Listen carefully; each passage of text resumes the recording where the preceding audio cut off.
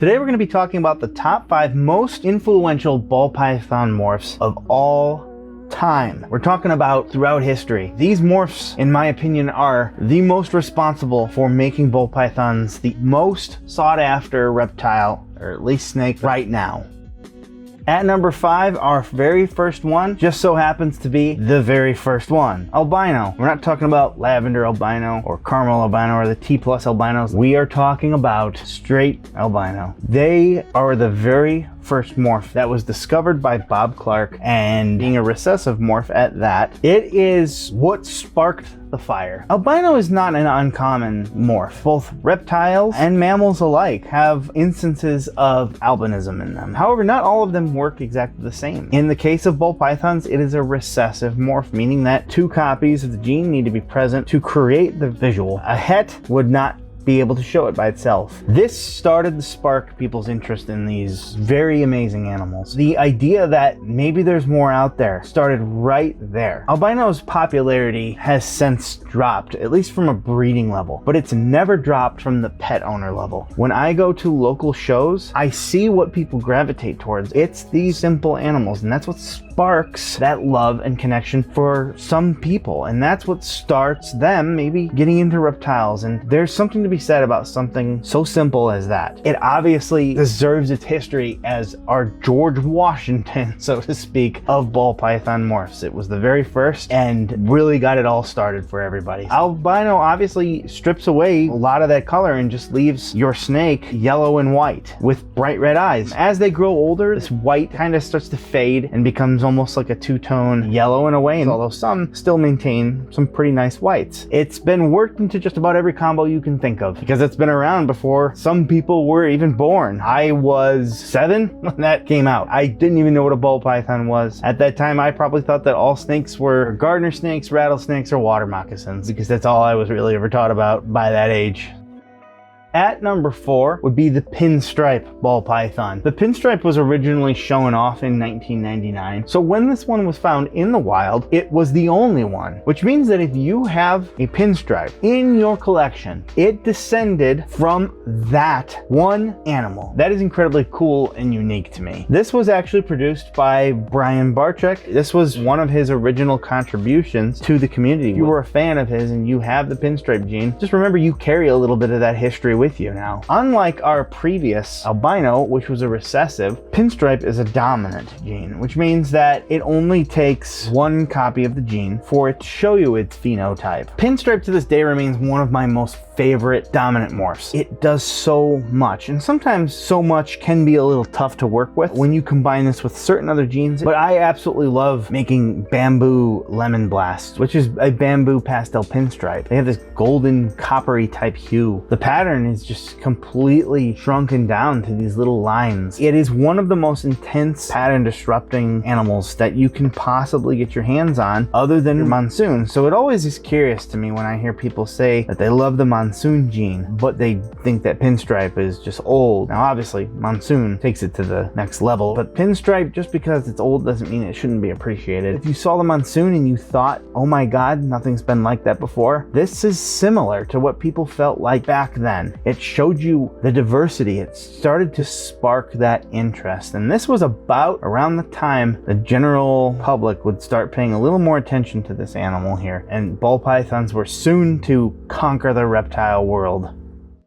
At number 3, and one of the absolutely most famous ones, would be the banana or coral glow ball python morph. This might be where you could make an argument that it all really began. The story goes that they were imported in roughly 2002 by 2 different people. One called it the coral glow and another called it the banana. Another alias that it was going by was the white smoke at one point. Now you don't hear that one at all these days, but the coral glow and the banana were the names that stuck the most. Now they are 100% the same gene, but yet we keep calling them by the names that they are given and the bloodlines that they came from. And the reason for this is very simple. It's respect. These people who made these lines deserve credit. They established them, they took a chance, and they've proven to be very successful. The original bananas, when they were produced, were selling for probably the most astronomical amount ever. There are stories of people waiting waiting in the lines at these breeders' places to buy one of these animals for $50,000. I've heard outrageous stories of up to $75,000. Since then, they have come down a lot because this is a codominant gene, which means, unlike our other two, while it does show its amazing, beautiful form in just one copy of the gene, it does have a different look to it when you have two copies of the gene. This morph absolutely changed everything. It lives up to its name, especially as the banana gene, because it is a yellow snake, and as it gets older, it tends to get these little black speckles in it, almost like a banana that is beginning to ripen. I've always thought that the coral glow name was also appropriate because it glows, quite frankly. Banana, with another morph again that we'll talk about later, was one of the ones that was probably the most influential gene to really make me want to breed ball pythons. My very first ball python, Gwen, was a banana for that reason. I absolutely love this animal. I'll never forget the bond that I created with him. To this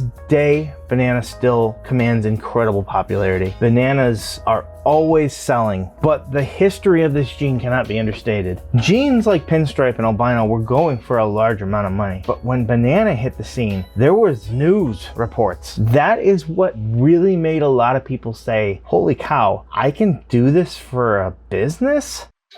At number 2, this snake needs no introduction, and that would be the piebald gene, affectionately called pied for short. First produced in 1997 by Peter Paul Reptiles, this gene to this day remains the favorite of many, many, many people. There is a history to this morph that theoretically means that it could actually be the first morph ever, but it's not the first produced. It has been reported in the early 1990s that zoological programs imported 2 ball pythons that exhibited patches of white blotches. Sound familiar? It is a good chance that this was out there hidden. It also has been found in the wild occasionally too. Piebalds are not an uncommon thing. We have piebald horses, reticulated pythons, and many other animals, quite frankly. But what it does is it brings in these white blotches on the animal that are very random, and when the pattern does stay, it is jumbled up and changed into something absolutely crazy. I always appreciate that piebalds seem to bring in a little bit more of an orangey look and change the actual color, something that goes unappreciated in a lot of piebalds, but I notice it in just a normal piebald combo is that there's a little bit of an orange ring sometimes around the patterning of the animal in certain cases. It's a very recognizable morph. These days, the piebald is a fairly common snake, but when I first got into this, they might have been common, but they were still selling for incredible amounts. My first piebalds that I ever produced sold for around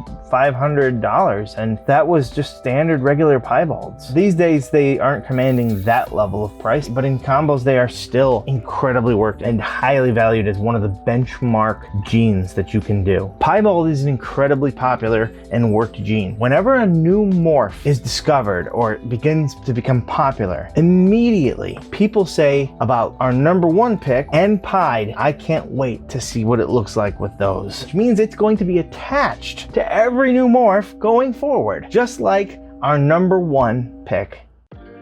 And our number 1, in my opinion, is the clown ball python. It is the most represented morph, which is why some people get a little tired of it, I think, but in general, the masses have spoken. Clown, like pied, is in everything. It is the gene that I hear most every other reptile breeder say that they are envious of, and it's with good reason. The clown morph was first produced in 1999. I believe that it was actually wild caught like this as well. When they first caught it, it had these tear markings beneath the eyes rather than the eye stripe that most ball pythons have, which reminded the breeders of the clowns with the teardrops or the Tears of the Clown song from a long time ago. It is one of the only animals in ball pythons that does what it does to the head. In fact, there's nothing even close. You can feck the head of the ball python with color, but the pattern is much, much, much more tricky. Enchies can sometimes do it, certainly super enchies. Spot nose can do it. There are a smattering of other ones as well, but nothing does it like clowns, and it gives this animal a crazy, unique look. You can do do just about anything with clown, and it works with just about anything. It is the absolute peak of ball python genes of all time, in my opinion. It is what brought this to the masses. It didn't do it, of course, by itself. It was a gradual process, but clown is what made people just go nuts. The Pompeys, the Krakens of this world, the Batmans, their key ingredient, their anchor, is the clown, which is why it is the most influential gene of all time in ball pythons.